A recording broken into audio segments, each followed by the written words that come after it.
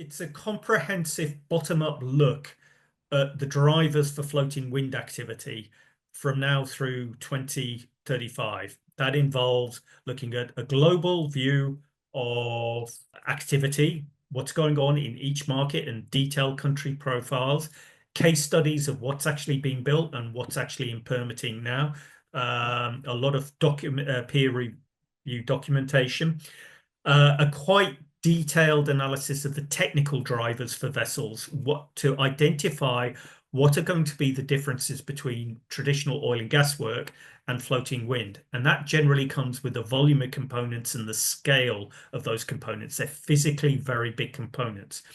So creating the basis for understanding why we come up with forecast solutions for different station keeping solutions, because floating wind, what people who are familiar with the subject will maybe understand, is there is no one winning technology at the moment.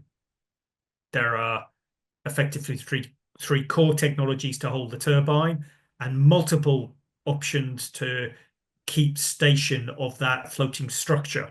What we've boiled that down into is some scenarios that effectively give you an upper and a lower and a mid case based on different types of mooring scenarios and structure scenarios, and built that out through 2035. Again, but backed up by detailed review of planning documents and activity of what's being done.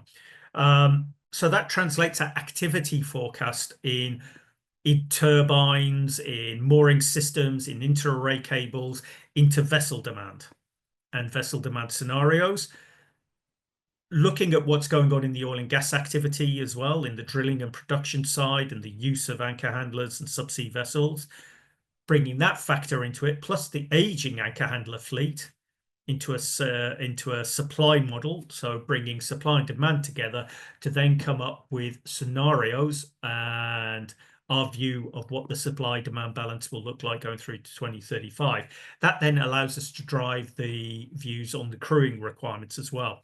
So it's a pretty comprehensive document that's up to date, latest peer review and interaction with industry and combination of our own experiences, laying it out with people to explain all the various challenges along the supply chain. And that will be useful for developers, it'll be useful for government agencies, it'll be useful for banks and insurance companies, as well as the supply chain, the people who will build, operate, own these vessels, the people who will use these vessels, and the component makers who make the components which these vessels will install. So there's a lot of information of use for a lot of people.